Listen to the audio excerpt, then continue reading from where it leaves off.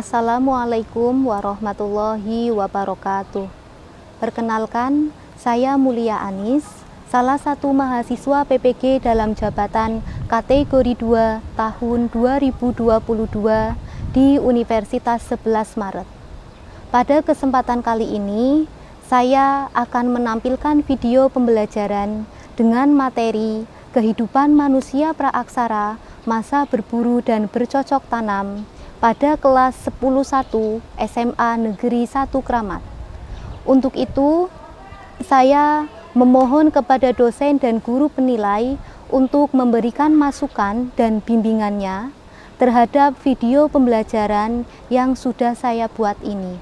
Berikut videonya. Bismillahirrahmanirrahim. Saya awali. Assalamualaikum warahmatullahi wabarakatuh. Waalaikumsalam warahmatullahi wabarakatuh. Selamat pagi semuanya. Selamat pagi. Sebelum kita memulai pembelajaran pada hari ini, silakan bisa berdoa dulu. Silakan ketua kelas.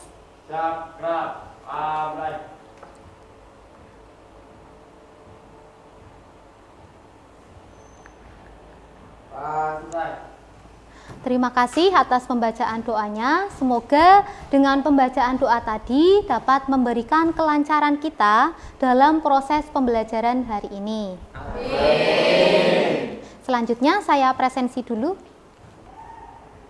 Adelia Gesta. Hadir. Ade Rifki. Hadir. Ahmad Maulana. Hadir. Akmalia. Hadir. Algazelia. Amrina Rosada. Hadir. Cahya Nurholi. Hadir. Dian Nurul. Hadir. Dian Yasmin. Hadir. Faisal Bahtiar. Fainaka. Hadir. Farhan Ridhohi. Hadir. Mufidun Hilmani. Privadwi. Hadir. Rafli Reza. Hadir. Safina Maulida. Hadir. Serena Aisyah. Hadir. Sifa Urrohmah. Zahra. Ada yang belum dipanggil? Ya. Namanya siapa, Nok? Sarma. Oh iya. Oke. Hari ini hadir semua ya. Alhamdulillah pada kesempatan hari ini kita bisa berkumpul dan bisa belajar bersama. Untuk pertemuan hari ini, anak-anakku semuanya, kita akan belajar materi dengan judul Kehidupan Manusia Praaksara Masa Berburu dan Mengumpulkan Makanan. Tetapi sebelum kita melanjutkan pembelajaran, saya ingatkan berkaitan dengan penerapan profil pelajar Pancasila dengan kurikulum Merdeka, yaitu ada 3. Yang pertama ada mandiri, yang kedua berkebinekaan global, dan yang ketiga ada gotong royong. Profil pelajar Pancasila yang pertama ada mandiri, yaitu dapat kalian kembangkan dengan cara literasi. Literasi tentang apa? Tentang sejarah. Literasi di sini memiliki tujuan supaya apa sih? Supaya kalian semua dapat meningkatkan pemahaman pada setiap individu. Dan literasi di sini dapat kalian lakukan di dalam ruangan maupun di luar ruangan. Ini ada salah satu gambar berliterasi di dalam ruangan. Dan yang ketiga yaitu tentang gotong royong. Gotong royong di sini dapat kalian lakukan atau kembangkan dengan cara bekerja kelompok. Biasanya kalian dikasih tugas Bapak Ibu guru kerja kelompok kan? Ya. Kalau kerja kelompok atau tugas kelompok kalian kerjakan secara bersama-sama, tentunya tugas kelompok akan cepat selesai kan? Hasilnya juga maksimal kan? Ya. Di sini ada gambar yang berkaitan tentang gotong royong, yaitu adanya kerja bakti di sekolah. Namanya kerja bakti otomatis tidak akan bisa dilakukan tanpa adanya kerja sama tim, gitu kan? Ya, oke. Tentang profil pelajar Pancasila bisa dipahami semuanya? Bisa, oke. Kemudian selanjutnya yaitu berkaitan dengan link bahan ajar, link LKPD, dan link media pembelajaran yang sudah saya share pada pertemuan sebelumnya. Sudah kalian baca semuanya? Sudah di-download ya? Oke. Kalau sudah, kita lanjutkan. Di sini saya akan mengajak kalian semuanya untuk bercerita. Bercerita tentang apa, Bu? Bercerita tentang gambar yang telah saya siapkan pada layar depan. Gambarnya bisa dilihat dari belakang? Bisa. Oke, kalau bisa, adakah dari kalian yang berani mendeskripsikan atau menceritakan gambar yang telah saya siapkan? Saya, Bu. Ya, silakan. Saya Sofina Maulidurni Maharanisa. Gambar tersebut menceritakan manusia yang sedang memanah hewan kijang di hutan. Ya, ada lagi, Safina? Oke. Selanjutnya gambar yang kedua. Ada Safina Maulida, ada Priva, ada lagi yang berani mendeskripsikan? Ya. Saya Syifa Rahma. Menurut saya gambar tersebut seorang pedagang yang sedang menjajakan dagangannya untuk ditawarkan kepada para pembeli. Oke. Beri tepuk tangan dulu untuk teman-teman kita yang sudah berani mendeskripsikan gambar yang kedua.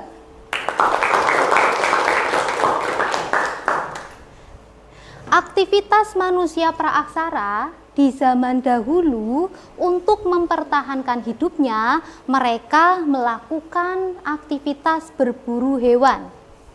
Sama, di era yang sekarang zaman modern, aktivitas berburu itu masih dilakukan oleh manusia modern. Kalian kalau Ramadan atau kalau misalkan kalian puasa, biasanya kalian mencari makanan kan? Kalian kumpulkan kan? Ya, sama berarti kalian masih menerapkan pola yang dilakukan oleh manusia praaksara, yaitu apa sih? Mengumpulkan makanan. Ya, bedanya kalau zaman dahulu mengumpulkan makanan itu mereka tempatkan di gua, kalau di zaman sekarang kita mengumpulkan makanan ditaruh di lemari es atau di kulkas, ya apa tidak? Iya. Nah, dari situlah aktivitas yang pernah dilakukan oleh manusia praaksara di zaman dahulu sampai sekarang masih kita lakukan. Sampai sini bisa dipahami? Bisa, oke. Tujuan pembelajaran di sini diharapkan kalian semuanya dapat menganalisis perkembangan kehidupan manusia praaksara masa berburu dan bercocok tanam. Sampai sini ada pertanyaan? Tidak ada. Silakan kalian amati video yang telah saya siapkan.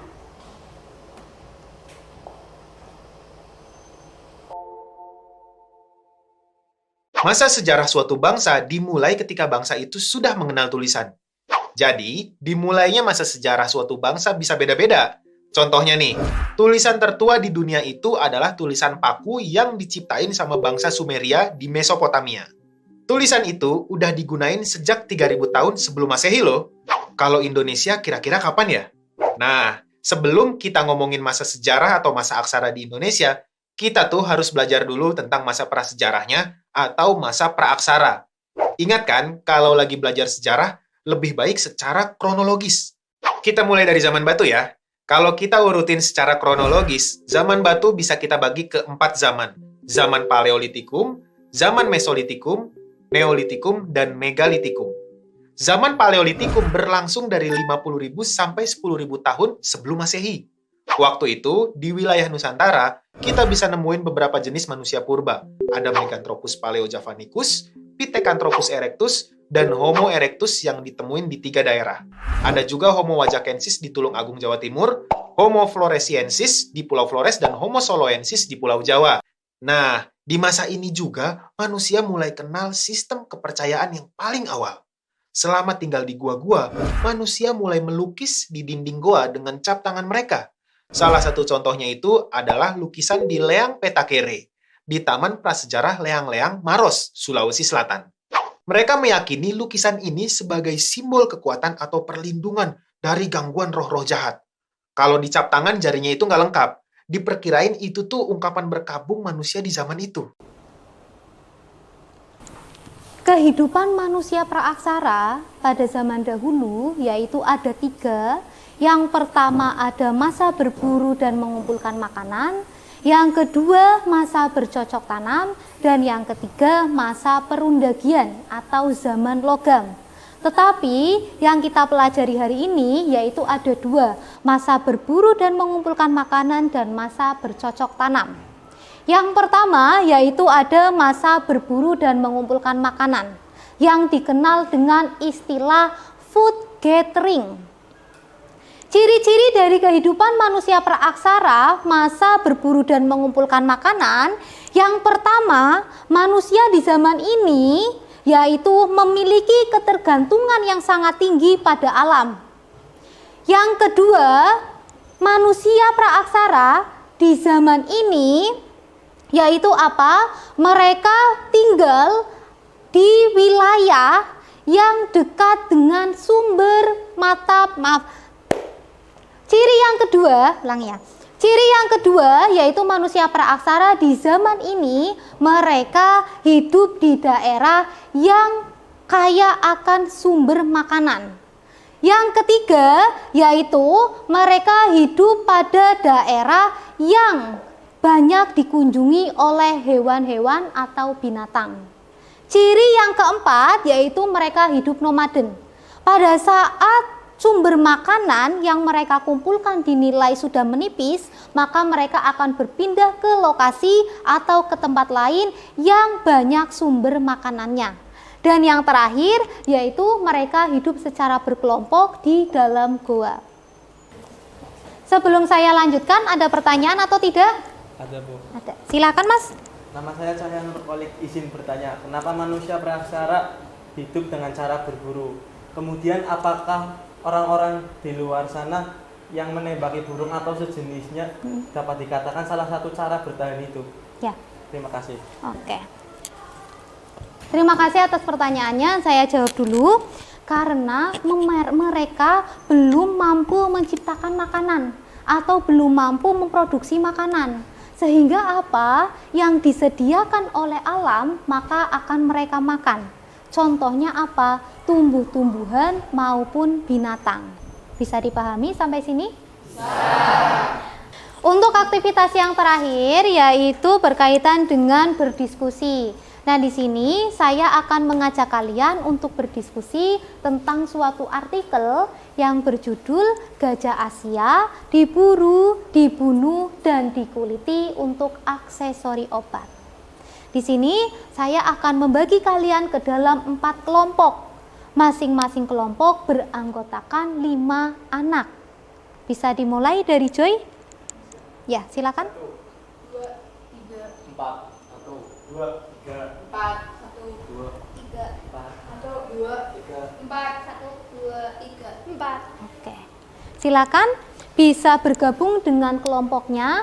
Kalau 1 berarti ikut kelompok 1, 2 dan seterusnya bergabung dengan kelompoknya masing-masing. Silakan. Sudah sesuai dengan kelompoknya masing-masing apa belum? Sudah. Oke, kalau sudah saya bagikan lembar kerja peserta didiknya. Tentang 3 pertanyaan. Nah, setelah itu bisa kalian catat di bagian yang ada tulisan jawab.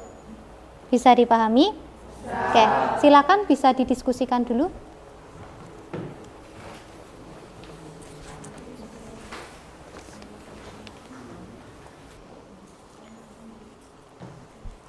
Kelompoknya Cahya Nurholik ada kesulitan? Tidak ada. Sudah dicatat poin pentingnya? Sudah. Oke. Kelompoknya Fainaka ada kesulitan atau tidak? Tidak ada. Sudah dicatat poin-poin pentingnya? Sudah. Kelompoknya Rafli ada kesulitan? Tidak ada. Sudah dicatat poin pentingnya? Sudah. Oke. Kelompoknya Priva ada kesulitan atau tidak? Tidak ada. Sudah dicatat poin pentingnya? Oke.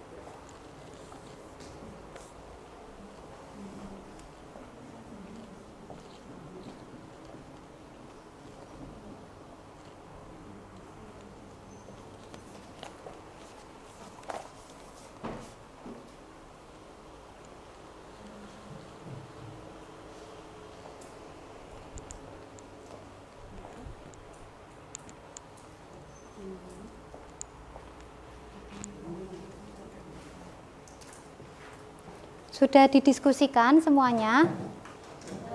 Sudah? Sudah selesai apa belum? Sudah selesai apa belum? Sudah. Kalau sudah selesai, silakan di sini saya akan menawarkan ke kalian semuanya. Silakan hasil diskusinya kalian kerjakan di aplikasi Canva.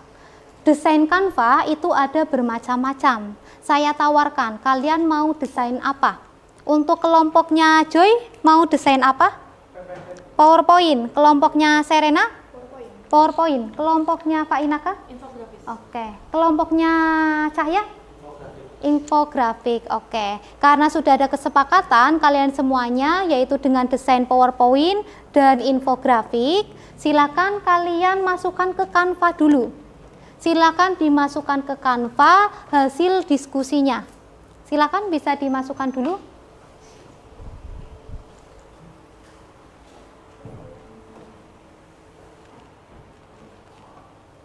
Silakan Canva-nya bisa dibuka.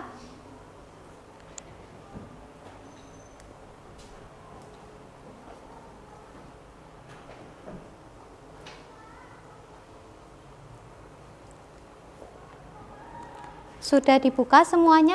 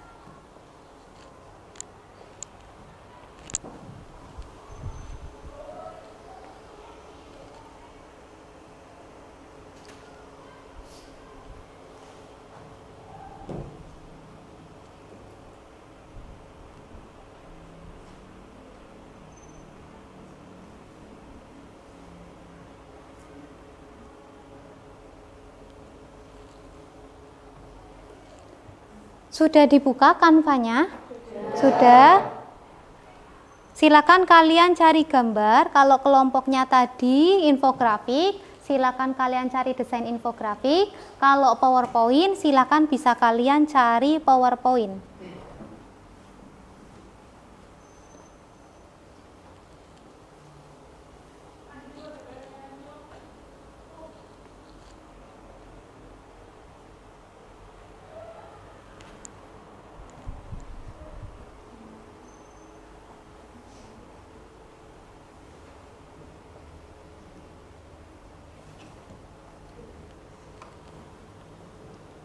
Dibuka PowerPoint-nya.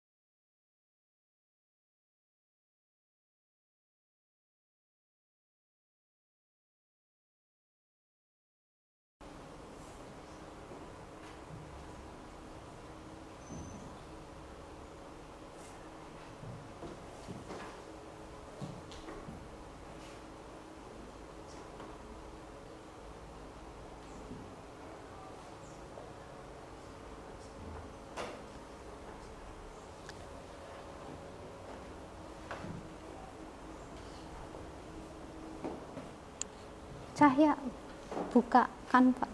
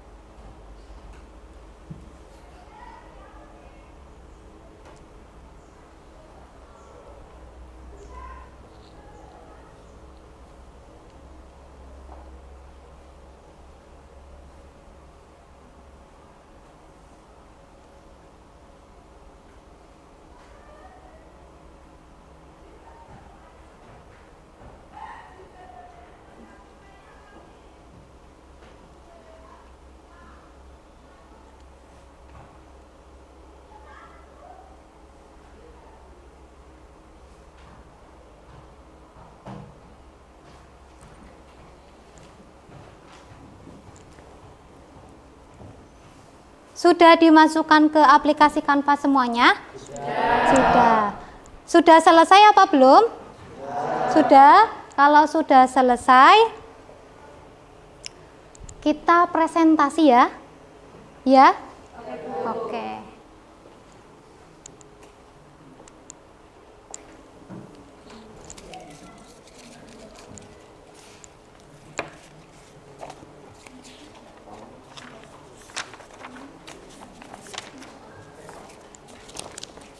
Di sini saya sudah menyiapkan 4 nomor urutan maju untuk presentasi. Silakan bisa kalian ambil perwakilan dari setiap kelompok. Rif, jatuh. Raf. Bentar. Ulangi ya. Di sini, Wis.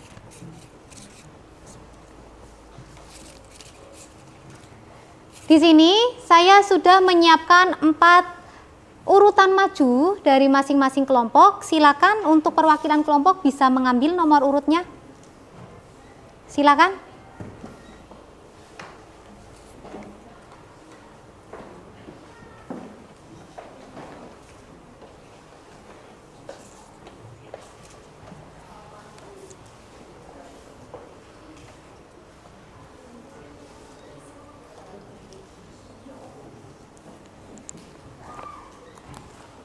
Sudah dibuka semuanya?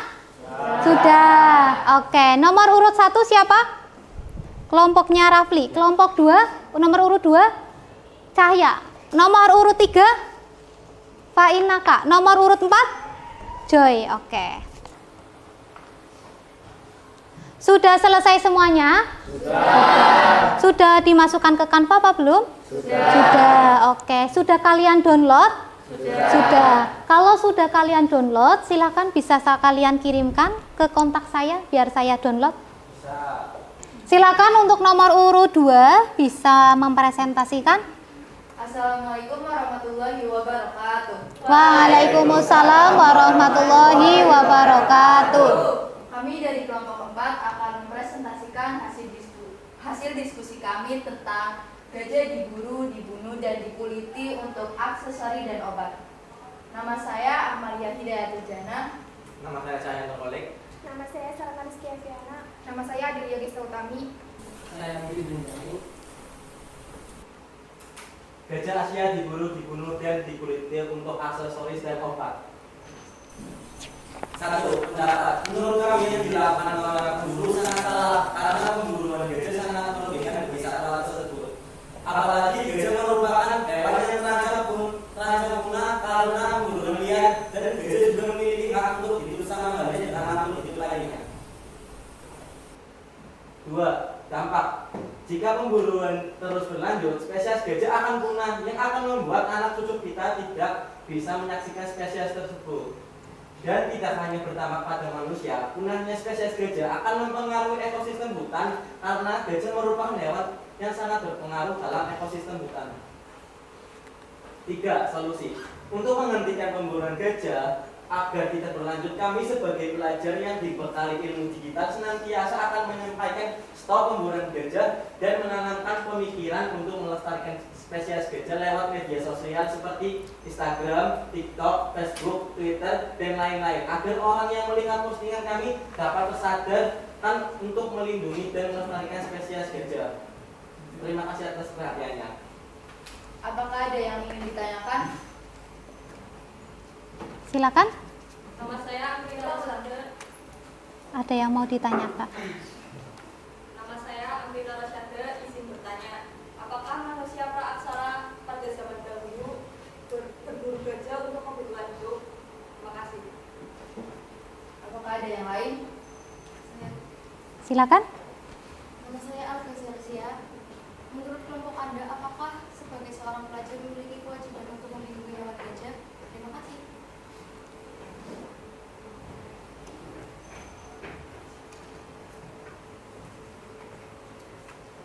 Saya akan menjawab pertanyaan dari Amrina Rasada. Manusia praaksara menyantap gajah bukan sebagai hasil buruan, tapi gajah yang sudah mati karena umur atau predator lainnya. Saya juga akan menjawab pertanyaan dari Alga Zelsia. Menurut saya, karena gajah termasuk hewan yang dilindungi undang-undang dan keberadaannya semakin menipis akibat dari penyempitnya habitat alaminya. Sekian dari kelompok 4, kurang lebihnya mohon maaf. Wassalamualaikum warahmatullahi wabarakatuh. Waalaikumsalam warahmatullahi wabarakatuh. Beri tepuk tangan dulu. Untuk aktivitas terakhir pada pertemuan hari ini, yaitu kalian semuanya diminta untuk mengerjakan post-test.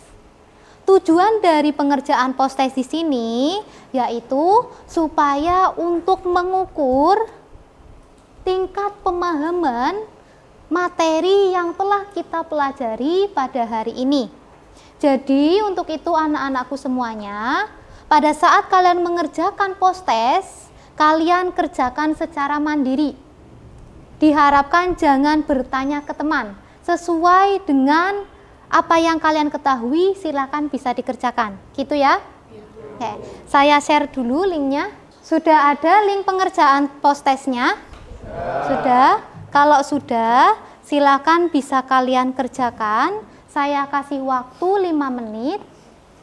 Kalian jangan lupa pilih kelas sesuai dengan kelasnya kalian, kemudian nomor absen dan nama. Silakan bisa dilakukan sekarang.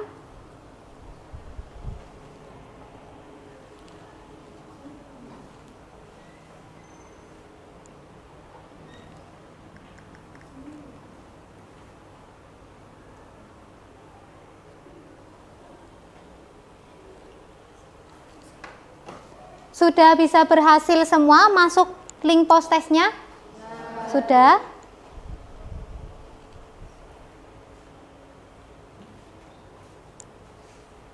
Priva sudah berhasil masuk? Sudah. Sudah dikerjakan, Priv? Oke. Rafli sudah masuk link? Sudah. Farhan? Sudah? Oke.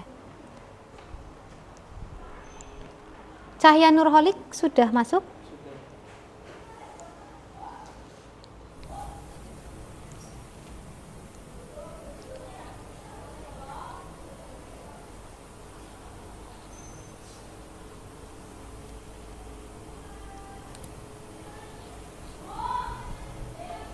Kalau sudah dikerjakan semuanya, bisa kalian klik kirim. Kalau yang belum, bisa sambil dikerjakan.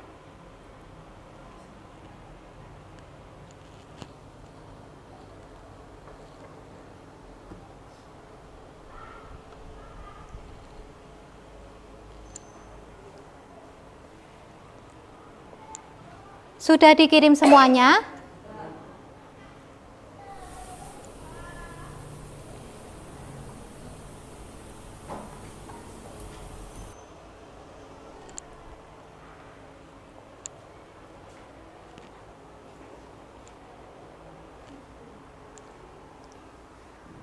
Joy, sudah selesai?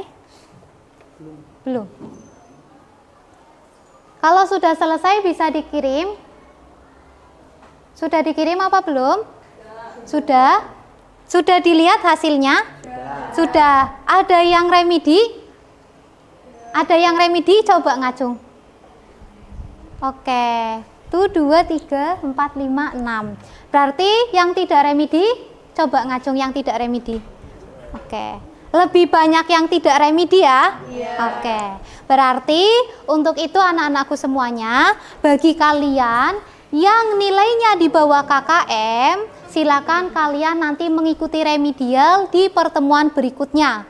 Dan kalian semuanya bisa tingkatkan lagi literasinya. Dan untuk yang sudah mencapai KKM, kalian semuanya bisa meningkatkan prestasinya lagi atau bahkan bisa baca-baca lagi tentang literasi sejarah.